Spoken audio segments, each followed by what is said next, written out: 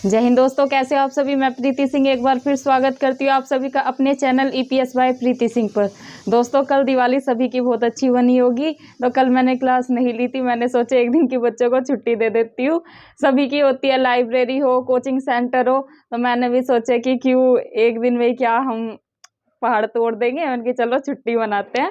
तो कल छुट्टी करी थी, मुझे भी बहुत सारे काम थे तो वो निपटाए, और आई होप आपने भी बहुत सारे काम किए होंगे और अच्छे से दिवाली सेलिब्रेट की होगी। तो दोस्तों, आज से फिर से शुरू करते हैं अपनी क्लास करंट अफेयर की, जो मैंने सीरीज स्टार्ट की थी। दोस्तों, ये करंट अफेयर की क्लास ना सिर्फ सभी प्रतियोगी परीक्षाओं के लिए हेल्पफुल होगी, बल्कि जो अपना UPSC है, MPPCS है, UPPCS है, BPSC है, इन सभी एग्ज़ाम को ये हेल्प करेगी।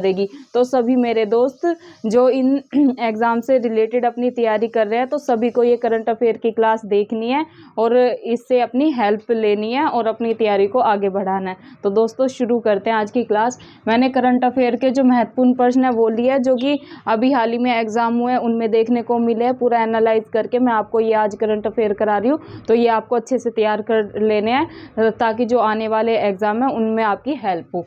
तो दोस्तों, पहला क्वेश्चन क्या है, किस राज्य के खिजड़िया पक्षी अभ्यारण्य को रामसर स्थल के रूप में सूचीबद्ध किया गया। दोस्तों, ये क्वेश्चन बहुत महत्वपूर्ण है। रामसर साइट से ये इन्वायरमेंट का क्वेश्चन है। ये किसी ना किसी एग्जाम में आपको देखने को जरूर मिलेगा, क्योंकि अभी जो 75th नंबर का इंडिपेंडेंस डे था, इस पर रामसर साइट जो टोटल पहले 60 या 67 थी, अभी बढ़ाकर 75 कर दी गई है। तो इसमें डायरेक्ट क्वेश्चन ऐसे बनेगा कि हाल ही में रामसर साइट कितनी हो गई है, या वर्तमान में रामसर साइट कितनी है। तो दोस्तों, आपको ध्यान रखना है, वर्तमान में रामसर साइट 75 है, मतलब कि 75 है। और एक ये टोटल तो पता चल गया अपने को, टोटल कितनी है 75। तो ये आपको डायरेक्ट क्वेश्चन एग्जाम में देखने को मिलेगा कि वर्तमान में रामसर साइट कितनी है, 75, 74, 73 या इनमें से कोई नहीं। तो आपको ध्यान रखना है, 75वां इंडिपेंडेंस डे बनाया गया, उसी पर 75 रामसर साइट हो गई हैं। कितनी? 75। और एक क्वेश्चन कैसे बनेगा दोस्तों, किस राज्य के खिजड़िया पक्षी अभ्यारण्य को रामसर साइट में सम्मिलित या सूचीबद्ध किया गया है। तो आपको याद रखना है, जो खिजड़िया पक्षी अभ्यारण्य है ये कहाँ पर है दोस्तों? गुजरात में। कहाँ पर दोस्तों? ये है अपना यहाँ पर गुजरात में। तो आपको याद रखना है, 75 रामसर साइट है उनमें हाल ही में खिजड़िया, जो खिजड़िया कई जगह खिजड़िया लिखा होगा, कई जगह खिजाड़िया लिखा है, तो उससे आपको कंफ्यूज नहीं होना है, ये एक ही मतलब है इसका।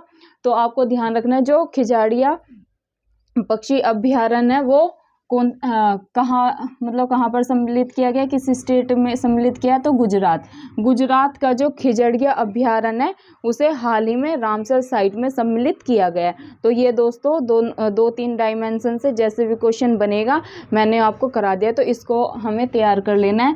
ये दोस्तों इन्वायरमेंट का क्वेश्चन है, ये किसी ना किसी एग्जाम में जरूर देखने को मिलेगा। इन्वायरमेंट का क्वेश्चन है ये, मतलब कि पर्यावरण का।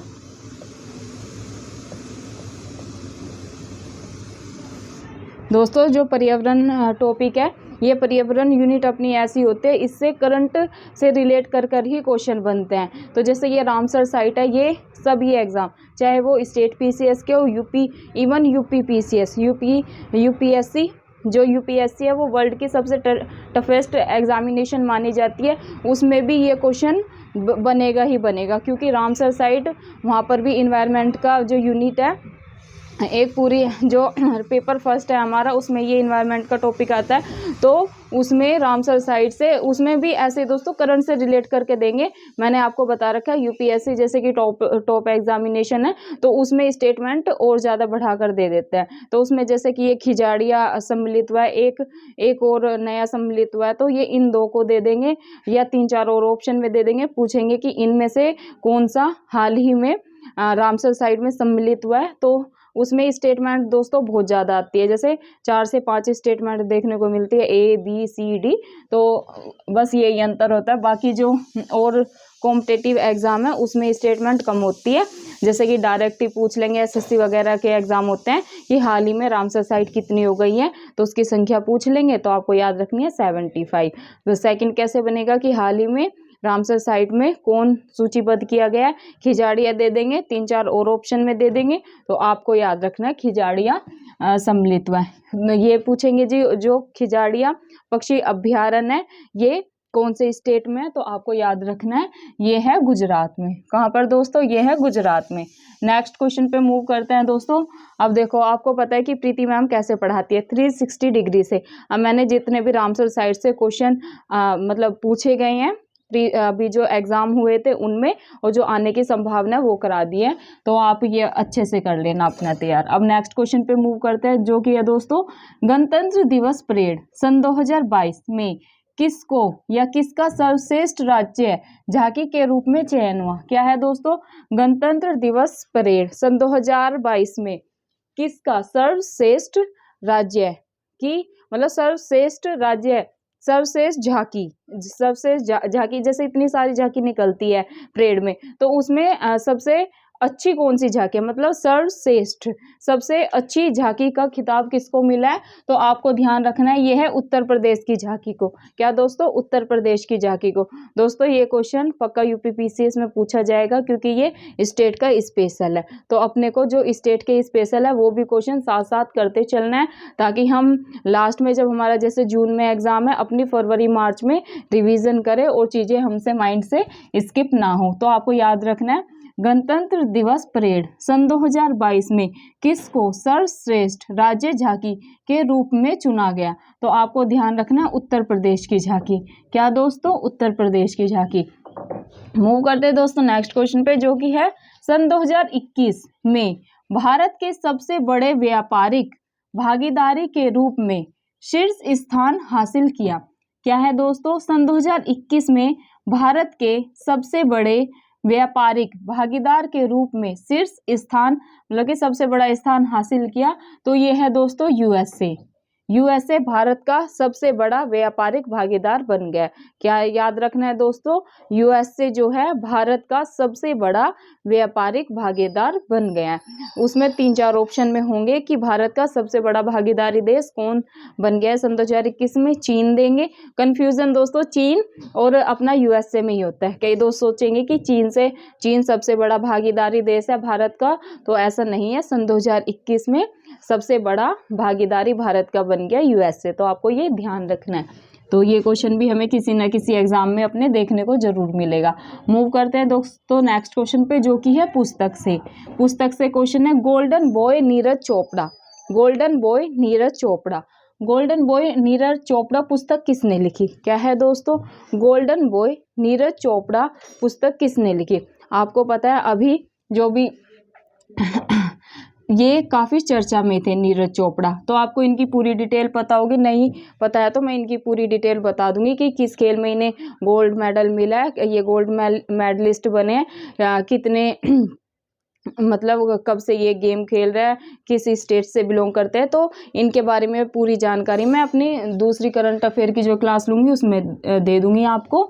क्या है दोस्तों? गोल्डन बॉय, आपको ये याद रखना है गोल्डन बॉय नीरज चोपड़ा पुस्तक लिखी है, तो ये किसने लिखी है? तो आपको ध्यान रखना है नवदीप सिंह गिल ने। किसने दोस्तों? नवदीप सिंह गिल ने। नेक्स्ट क्वेश्चन पे मूव करते हैं दोस्तों, इस पे आप 3 स्टार लगा लेना जो भी मैं कराने जा रही हूँ। ये मानव तस्करी पर अंकुश मतलब कि रोक लगाने के लिए राष्ट्रव्यापी आहट ऑपरेशन शुरू किया। क्या है दोस्तों? मानव तस्करी पर अंकुश लगाने के लिए राष्ट्रव्यापी आंदोलन चलाया गया है, वो है ऑपरेशन आहट। क्या है दोस्तों? ये ऐसे आ जाएगा ऑपरेशन आहट किसने शुरू किया? तो आपको याद रखना है ऑपरेशन आहट आरपीएफ ने शुरू किया। किसने दोस्तों? जहां भी ऑपरेशन आहट आए तो आपके दिमाग में एक ही चीज आनी चाहिए, ये ऑपरेशन स्टार्ट किया आरपीएफ ने। किसने दोस्तों? आरपीएफ ने। और ये क्या है? ये ऑपरेशन क्या है? ये दोस्तों मानव तस्करी को रोकने के लिए एक ऑपरेशन चालू किया गया, क्योंकि मानव तस्करी बहुत बढ़ रही है, तो उसको रोकने के लिए हाल ही में आरपीएफ ने क्या स्टार्ट किया? ऑपरेशन आहट। तो ऑपरेशन आहट को आपको अपने माइंड में रखना है। ये अब किसी ना किसी एग्जाम में दोस्तों, इवन ये पीसीएस एग्जाम लेवल तक आपको जरूर देखने को मिलेगा। एक नेक्स्ट क्वेश्चन पे मूव करते हैं दोस्तों, प्राकृतिक खेती प्राकृतिक जो नेचुरल एग्रीकल्चर होता है, प्राकृतिक खेती को बढ़ावा देने के लिए जीवा। दोस्तों ये क्वेश्चन पीसीएस में भी पूछा गया था, तो ये आपको ध्यान रखना है, क्या पीसीएस में, और अब के भी ये क्वेश्चन किसी ना किसी एग्जाम में आपको जरूर देखने को मिलेगा। क्या है दोस्तों, प्राकृतिक खेती को बढ़ावा देने के लिए जीवा। सिर्फ आपका किस पे ध्यान जाना चाहिए, जीवा कार्यक्रम। जहां भी जीवा कार्यक्रम आए, हमें पता है ये कृषि को बढ़ावा देने के लिए, तो आपको याद रखना है ये शुरू किया नाबार्ड ने। किसने दोस्तों, नाबार्ड ने। जीवा कार्यक्रम किसने शुरू किया, तो आपको ध्यान रखना है नाबार्ड ने किया। ये अपना क्वेश्चन ये भी तैयार हो गया। अब मूव करते हैं नेक्स्ट क्वेश्चन पे, जो कि है पीएम मोदी ने किसकी स्मृति में, किसकी याद में, स्मृति मतलब याद में, पीएम मोदी ने किसकी याद में स्टैचू ऑफ इक्वेलिटी, इस स्टैचू ऑफ इक्वेलिटी मतलब कि समानता, स्टैचू ऑफ इक्वेलिटी नामक मूर्ति राष्ट्र को समर्पित की। दोस्तों ये क्वेश्चन पीसीएस में सन 2022 में ही पूछा गया था, तो ये आपको ध्यान रखना है। अब की बार भी इससे क्वेश्चन रिपीट होने की पूरी संभावना है। इस एग्जाम में नहीं, पीसीएस में मतलब यूपी पीसीएस में पूछा गया था। अगर इसमें नहीं पूछा गया तो जो आने वाले एमपी पीसीएस है, बीपीएससी है, आरएएस है, इसमें ये क्वेश्चन दोस्तों जरूर देखने को मिलेगा। तो आपको ये याद रखना है, स्टैचू ऑफ इक्वेलिटी हो गया, स्टैचू ऑफ यूनिटी हो गया, इनसे क्वेश्चन दोस्तों जरूर बनते हैं। ये कहाँ पर शुरू हुआ, किसकी याद में शुरू हुआ, किसने शुरू किया, तो ये आपको एकदम ध्यान रखना है। पीसीएस लेवल में दोस्तों ऐसे ही क्वेश्चन बनते हैं, तो इनको अपने को छोड़ना नहीं है। पीसीएस लेवल क्या दोस्तों, यूपीएससी लेवल तक ऐसे क्वेश्चन पूछे जाते हैं, बस स्टेटमेंट थोड़ी बढ़ा देते हैं वहां पर, तो आपको ध्यान रखना है। क्या है दोस्तों, पीएम मोदी ने किसकी स्मृति में स्टैचू ऑफ इक्वेलिटी, जहां पर भी स्टैचू ऑफ इक्वेलिटी मतलब कि समानता नामक मूर्ति राष्ट्र को समर्पित की। तो दोस्तों ये किसकी स्मृति में मतलब कि किसकी याद में शुरू की, तो संत रामानुजाचार्य। किसकी याद में शुरू की दोस्तों, संत रामानुजाचार्य। तो ये आपको याद रखना है। स्टैचू ऑफ यूनिटी आते ही आपको संत रामानुजाचार्य लगा देना है, अपना ये राइट हो जाएगा। मूव करते हैं दोस्तों नेक्स्ट क्वेश्चन पे, जो कि है किस राज्य में भारत का फर्स्ट ग्राफीन नवाचार केंद्र स्थापित करने की घोषणा की गई। क्या है दोस्तों क्वेश्चन, भारत के किस स्टेट में, भारत के किस राज्य में पहला ग्राफीन नवाचार केंद्र स्थापित करने की घोषणा की गई। तो दोस्तों ये की गई है, जहां भी ग्राफीन नवाचार आए तो आपको लगाना है केरल। कहाँ पर दोस्तों, केरल में। तो ये मैंने मैप से बताया, ये अपना केरल। तो जहां पर भी ग्राफीन नवाचार केंद्र आए तो अपने को लगा देना है केरल। क्या दोस्तों, केरल। मूव करते हैं दोस्तों नेक्स्ट क्वेश्चन पे, जो कि है किस अंतरिक्ष एजेंसी ने, दोस्तों ये है अपना साइंस टैग का क्वेश्चन, साइंस एंड टेक का। तो मैं आपको ये बताती चलूंगी कि कौन से जो यूनिट है वहाँ से क्वेश्चन बन रहे हैं। तो जैसे इन्वायरमेंट के क्वेश्चन आए तो मैंने वो बता दिया कि ये इन्वायरमेंट का क्वेश्चन है, करंट में रिलेट करके पूछा है। अभी जैसे मैं कराने जा रही हूँ नेक्स्ट क्वेश्चन, तो ये रिलेटेड है दोस्तों अपना साइंस एंड टेक से। तो अपने को ध्यान रखते हुए चलना है कि किस पेपर में ये क्वेश्चन पूछा जाता है। तो ये है किस अंतरिक्ष एजेंसी ने PSLV C-52, क्या है दोस्तों, किस अंतरिक्ष एजेंसी ने PSLV C-52 उपग्रह लॉन्च किया। तो किसने किया दोस्तों, ये किया इसरो ने। जहां पर भी PSLV C-52 आए, तो अगर आए कि ये किसने लॉन्च किया, तो आपको याद रखना है इसरो ने। किसने दोस्तों, इसरो ने। तो ये साइंस एंड टेक का क्वेश्चन है अपना। मूव करते हैं दोस्तों नेक्स्ट क्वेश्चन पे, जो कि है भारत की भुगतान प्रणाली UPI को अपनाने वाला पहला देश बन गया। भारत की भुगतान प्रणाली UPI को अपनाने वाला पहला देश कौन बन गया दोस्तों, ये क्वेश्चन पक्का एग्जाम में पूछा जाएगा। तो ये बन गया नेपाल। क्या है, भारत की भुगतान प्रणाली UPI, भारत की जो भुगतान प्रणाली है UPI, जिसका आजकल हम सब जैसे पेटीएम हो गया, UPI हो गया, इन सब का प्रयोग कर रहे हैं।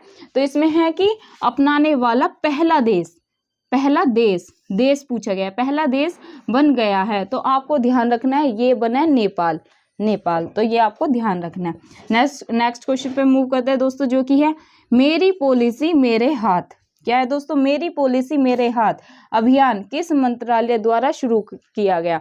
क्या है, मेरी पॉलिसी मेरे हाथ कार्यक्रम, जो ये पॉलिसी है ये किस मंत्रालय द्वारा शुरू किया गया? तो दोस्तों आपको याद रखना है कृषि मंत्रालय, कृषि मंत्रालय के द्वारा ये मेरी पॉलिसी मेरे हाथ अभियान शुरू किया गया। तो आपको ये ध्यान रखना है दोस्तों। ये थे करंट अफेयर के महत्वपूर्ण क्वेश्चन जो कि एग्जाम में जो अभी हाल ही में एग्जाम में उनमें पूछे गए हैं, वो भी करा दिए। और इनमें से जो आने की जो और एग्जाम होंगे उनमें भी इनमें से 1-2 क्वेश्चन आपको देखने को मिलेगा। तो आपको दोस्तों करंट अफेयर तो देखो समुद्र है, जितनी गोते लगाओगे उतना ही कम है।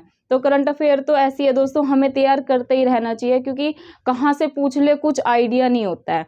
नेशनली पूछ ले, इंटरनेशनली पूछ ले, योजनाओं से पूछ ले, तो ये तो हमें जब हम पढ़ते हैं हमें सभी महत्वपूर्ण लगता है, लेकिन डिमांड के अकॉर्डिंग चलना है। जैसे कि जो प्रीवियस ईयर में पूछे जाते हैं, जैसे योजनाओं से हो गया, अभी मैंने कुछ महत्वपूर्ण महोत्सव लिए, इनसे क्वेश्चन पूछे जाते हैं पीसीएस में। तो जैसे डिमांड होती है हमें उसी के अकॉर्डिंग काम करना है। तो वैसे तो अगर मैं बताऊं, आप करंट अफेयर की मैं सजेस्ट करूंगी एक बुक, तो वो भी आपको पढ़नी है, क्योंकि करंट अफेयर तो दोस्तों आपको खुद भी तैयार करना है और मेरी क्लास से जो महत्वपूर्ण है वो मैं करा दूंगी। बाकी करंट अफेयर आपको खुद भी रोज रोज पढ़ते रहना है, ताकि आपके दिमाग में धीरे धीरे सारी चीज़ें बैठना शुरू हो जाए। तो दोस्तों ये अभी मैं कराने जा रही हूँ महत्वपूर्ण महोत्सव। दोस्तों इसमें पीसीएस में 1-2 क्वेश्चन आपको जरूर देखने को मिलता है। यकीन नहीं है तो आप अपना ये क्या नाम है जो प्रीवियस ईयर है वो देख लेना, तब आपको यकीन आ जाएगा कि मैम सही बोल रही थी।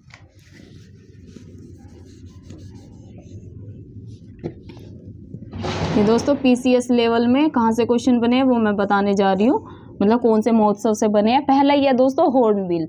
दोस्तों आप देखना प्रीवियस ईयर में यूपी पीसीएस के ये हॉर्नबिल से क्वेश्चन पूछा गया है कि जो हॉर्नबिल उत्सव है या महोत्सव है ये कौन से स्टेट में बनाया जाता है। आपको 3-4 ऑप्शन में देंगे, नागालैंड, असम, मिजोरम या इनमें से कोई नहीं। तो दोस्तों आपको याद रखना है जो हॉर्नबिल महोत्सव है ये नागालैंड में बनाया जाता है, लेकिन त्रिपुरा में भी ये सन 2020 में बनाया गया। तो अगर त्रिपुरा और नागालैंड ऑप्शन में होगा तो ये दोनों सही है। अगर इनमें से एक दिया होगा तो आपको नागालैंड लगाना है। अगर नागालैंड नहीं है, त्रिपुरा ऑप्शन में 3-4 और है, तो आपको त्रिपुरा लगाना है। तो ये यहाँ पर सन 2020 में ये यहाँ पर मतलब त्रिपुरा में भी बनाया गया था। नेक्स्ट है दोस्तों चापचार। चापचार जो महोत्सव है ये कहाँ मनाया जाता है? तो दोस्तों आपको याद रखना है मिजोरम। चापचार है चार, चापचार मिजोरम, र ऐसे याद रखा, चापचार र से मिजोरम, लास्ट में यहाँ पर भी र आ रहा है, तो आपको ऐसे ही ध्यान रखना है। अभी नेक्स्ट पे चलते हैं जो कि है कलरव। कलरव पक्षी महोत्सव कहाँ पर बनाया गया? तो कलरव जहाँ पर भी है तो दोस्तों आपको याद रखना है कि जो कलरव पक्षी महोत्सव है ये बिहार में मनाया जाता है। कहाँ दोस्तों? ये मनाया जाता है अपना बिहार में। नेक्स्ट क्वेश्चन है दोस्तों लोसांग। लोसांग लोसांग लोसांग, जहाँ पर भी लोसांग आए तो आपको याद रखना है सिक्किम। क्या दोस्तों? सिक्किम। लोसांग महोत्सव कहाँ मनाया जाता है दोस्तों? ये मनाया जाता है अपना सिक्किम में। 5th क्या है दोस्तों? अंतर्राष्ट्रीय योग महोत्सव। अंतर्राष्ट्रीय योग महोत्सव ये सन 2021 में कहाँ मनाया गया? तो आपको याद रखना है ऋषिकेश। और ये कहाँ है? यूके शॉर्ट फॉर्म में लिखा है, मतलब कि उत्तराखंड। उत्तराखंड ही लिख देती, यूके कभी यूनाइटेड किंगडम समझो, तो ऋषिकेश उत्तराखंड लिख देती, उत्तराखंड। उत्तराखंड। क्या दोस्तों? अंतर्राष्ट्रीय योग महोत्सव सन 2021 कहाँ पर बनाया गया? तो आपको याद रखना है उत्तराखंड के ऋषिकेश में। तो आपको याद रखना है उत्तराखंड के ऋषिकेश में। नेक्स्ट है दोस्तों आदि महोत्सव। आदि महोत्सव कहाँ मनाया जाता है? तो दोस्तों सन 2020 में तो ये मनाया गया एमपी में। सन 2020 में आदि महोत्सव कहाँ मनाया गया? तो दोस्तों सन 2020 में मनाया गया था एमपी में। और आदि महोत्सव सन 2021 में अगर आए आदि महोत्सव सन 2021 में कहाँ मनाया गया? तो आपको याद रखना है दिल्ली में। कंफ्यूज नहीं होना है, कभी आदि महोत्सव आए और एमपी लगा दो। अगर एमपी और दिल्ली दिया गया है ना, तो देखना सन 2020 का पूछा है या सन 2021 का पूछा है। अगर सन 2020 का आदि महोत्सव पूछा है तो आपको लगाना है एमपी में। और अगर आए सन 2021 का आदि महोत्सव कहाँ आया तो आपको याद रखना है दिल्ली में। नेक्स्ट दोस्तों जो कि आज का लास्ट क्वेश्चन है अपना, ये है सरहुल। सरहुल त्योहार। क्या दोस्तों? सरहुल त्योहार सन 2022 ये कहाँ पर मनाया गया? तो ये मनाया गया झारखंड में। सरहुल है, सरहुल महोत्सव आए या सरहुल त्योहार आए तो आपको लगाना है झारखंड में। तो दोस्तों ये थे आज के करंट अफेयर के अति महत्वपूर्ण प्रश्न। दोस्तों मैं प्रीवियस ईयर को काफ़ी अच्छे से एनालाइज करती हूँ। ये नहीं कि सिर्फ यूपी पीसीएस या जो स्टेट पीसीएस है वो, मैं यूपीएससी के जो प्रीवियस ईयर है उनको भी अच्छे से देखती हूँ, वहाँ पर भी देखती हूँ कि क्वेश्चन कैसे पूछे गए हैं। तो वहाँ से मुझे आइडिया हो जाता है कि यहाँ पर कि भाई स्टेटमेंट इतनी लंबी लंबी करके पूछते हैं और करंट से यहाँ से क्वेश्चन बनते हैं। फिर मैं स्टेट पीसीएस जैसे कि मैं यूपी देती हूँ तो यूपी का मैं देखती हूँ कि यहाँ से कैसे क्वेश्चन बने हैं तो उनको ले लेती हूँ। बाकी जो स्टेट पीसीएस है उनके प्रीवियस ईयर देखती हूँ।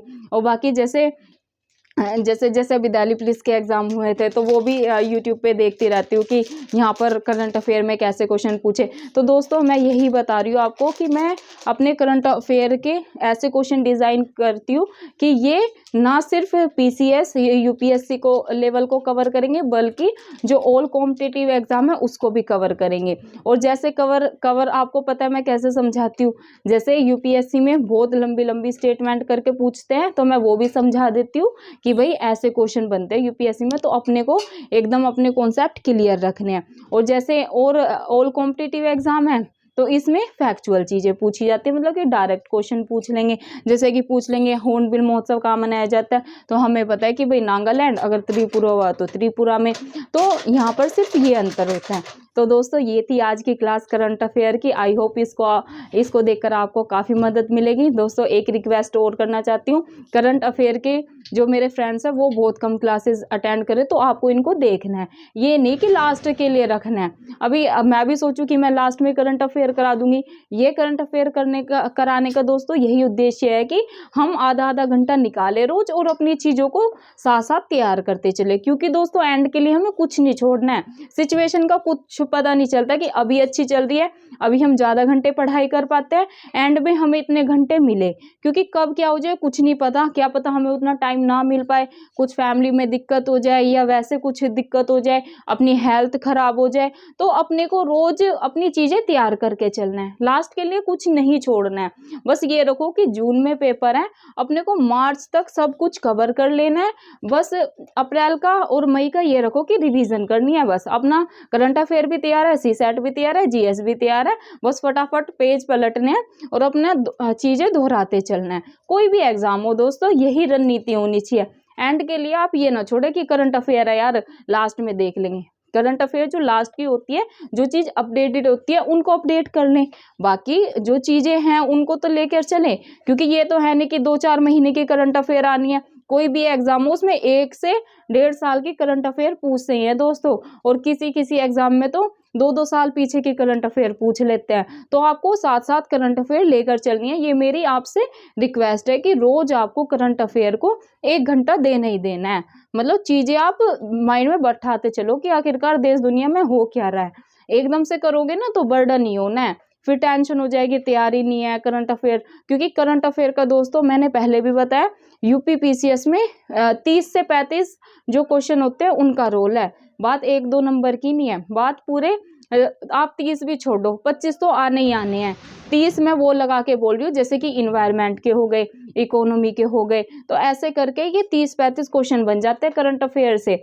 मतलब 50-60 नंबर तो अपने इसी से बन जाते हैं करंट अफेयर से। तो पहले से ही तैयार, कहाँ हम history, geography, polity, science, tech, environment ये सब पढ़ के इतने नंबर लाते हैं 70-80, कहाँ हम सिर्फ करंट अफेयर से अपने 60-70 नंबर या 50 नंबर सिक्योर कर लेते हैं। तो दोस्तों एकदम आपको रणनीति से चलना है, भेड़ चाल में नहीं जाना कि दुनिया ये कर रही है तो अपने को भी यही करना है। उससे कुछ नहीं होगा, 3-4 साल निकल जाएंगे, कोई भी एग्जाम पास नहीं होगा। तो कहते हैं ना स्मार्ट स्ट्रेटजी, स्मार्ट तकनीक से करो। तो ये स्मार्ट तकनीक होती है कि क्या पढ़ना है से ज़्यादा जरूरी होता है क्या छोड़ना है। पढ़ने को तो बहुत चीज़ है, आप पढ़ते रहो। कहीं लोग जो होते हैं दिन में 2-2, 3-3, 4-4 घंटे न्यूज़पेपर में लगा देते हैं। तो अपने को इतना नहीं करना ना। जो महत्वपूर्ण चीज़ें हैं, जो जैसे इन्वायरमेंट से क्वेश्चन है वो मैं आपको कराती चल रही हूँ, साइंस टैग से कैसे पूछे जा रहे हैं वो कराती चलूंगी, तो अपनी सारी चीज़ें तैयार हो जाएंगी। तो दोस्तों बस यही रिक्वेस्ट है। प्रीति मैम क्या बोलती है, पढ़ाने का तरीका अच्छा लगे मैम का तो तभी लाइक करना है, बाकी शेयर के लिए ज़रूर बोलूँगी कि आपको ये वीडियो शेयर करनी है, जितने आपके फ्रेंड्स कॉम्पिटिटिव एग्ज़ाम की तैयारी करें, ताकि हम उन सब की हेल्प कर पाए। और एक ही चीज़ है कि अपनी ये वीडियो गांव-गांव तक पहुँचे। जिस बच्चे ने एसडीएम या डीएम या फिर कोई भी सरकारी नौकरी लेने का सपना देखा है, उनका सपना हम साकार कर पाए। तो दोस्तों फिर मिलते हैं कल की क्लास में। अभी मेरे को एक और पीसीएस के लिए क्लास लेनी है, उसमें अगर आपको देखनी है वो भी आपको भी हेल्प करेगी। ये नहीं कि आप और कॉम्पिटिटिव एग्जाम की जैसे एसएससी की तैयारी कर रहे हैं, सीजीएल की, सीपीओ की, उसमें हेल्प नहीं करेगी। क्योंकि अगर मैं कॉन्स्टिट्यूशन का वहाँ पर यूपीपीसीएस के लिए, यूपीएससी के लिए हिस्टोरिकल बैकग्राउंड मैंने करा दिया पूरा, मतलब कि ऐतिहासिक आधार जो 1773 का रेगुलेटिंग एक्ट है, 1784 का है, 1813 का है, वो मैंने पूरा कंप्लीट करा दिया है। मतलब 19 स्वतंत्रता तक, मतलब कंपनी के शासन से लेके ताज के शासन 1947 की स्वतंत्रता तक सारे वहाँ पर जितने रेगुलेटिंग एक्ट थे वो मैंने करा दिए। वो सभी को हेल्प करेंगे दोस्तों, क्योंकि 1773 का रेगुलेटिंग एक्ट या बंगाल का गवर्नर जनरल, भारत का गवर्नर जनरल कब बना, पहले गवर्नर जनरल कौन थे, पहले वाइस राय कौन थे, तो वहाँ पर भी क्वेश्चन आते हैं। तो आपको वो भी मेरी क्लास ईपीएस बाय प्रीति सिंह पर जाकर देखनी है, आपको काफ़ी हेल्प होगी। उसमें मैंने फैक्चुअल चीज़ें भी करा रखी हैं, डायरेक्ट जैसे क्वेश्चन पूछ रखे हैं वो भी मैंने तरीके से आपको करा रखे हैं। आज मैं पीसीएस के लिए, मतलब यूपीएससी पीसीएस और भी जो कॉम्पिटिटिव एग्जाम है उनके लिए जो कॉन्स्टिट्यूशन की विशेषताएं हैं, मतलब संविधान की जो विशेषताएं हैं वो मैं आज करा दूंगी। मतलब आफ्टरनून तक 1-2 बजे तक वो भी क्लास में अपलोड कर दूंगी, तो वो भी आपको जाके देखनी है। क्योंकि विशेषताओं से भी हर एग्जाम में क्वेश्चन पूछेंगे कि भारत का संविधान कैसा है, क्या मतलब छोटा है, बड़ा है, या ऐसे देंगे भारत का संविधान लिखित है या कैसा है। तो हमें जैसे कि पता है भारत का संविधान सबसे विस्तृत, विश्व का सबसे विस्तृत और लिखित संविधान है। तो उसमें जितनी भी विशेषताएं हैं ना भारत की, तो वो मैं करा दूंगी। उसमें से हर एग्जाम में क्वेश्चन आने ही आने हैं, तो वो भी आप जाके देखना। आज मैं प्लेलिस्ट भी बना दूंगी। और एक और चीज, मैं हर वीडियो के डिस्क्रिप्शन में अपना टेलीग्राम लिंक डालती हूँ, तो वो जाके आपको ज्वाइन करना है। उसमें मैं जैसे ये क्लास ली तो इसकी पीडीएफ वहाँ पर डाल दूंगी, तो आपको ये रिवीजन करना है। और या फिर पीडीएफ फॉर्म में होगा तो आप प्रिंट भी निकलवा लेना अपनी, उससे लास्ट टाइम में जैसे कि रिवीजन कर लेना। या क्लास में आते हो ना, मेरी क्लास लेते हो, उससे पहले जैसे आप कोई भी नई चीज़ पढ़ते हो तो उससे पहले दोस्तों क्या करना चाहिए, पहली चीज़ को दोहरा लें, और फिर नहीं पढ़ोगे उसको अगले दिन दोहरा लें, तो आपके माइंड में चीज़ें बैठनी शुरू हो जाएंगी अच्छे से। और एग्जाम तक हमारे माइंड पे जो डर होता है ना, वो एग्जाम फियर, वो नहीं बचेगा। तो दोस्तों जय हिंद, जय भारत। मिलते हैं कल की क्लास में करंट अफेयर की। कल मैं 8 बजे वीडियो अपलोड कर दूंगी। कल दिवाली थी ना, रात को लेट सोए, तो इसलिए आज थोड़ा लेट हो जाएगा क्लास डालने में। तो धन्यवाद, मिलते हैं कल।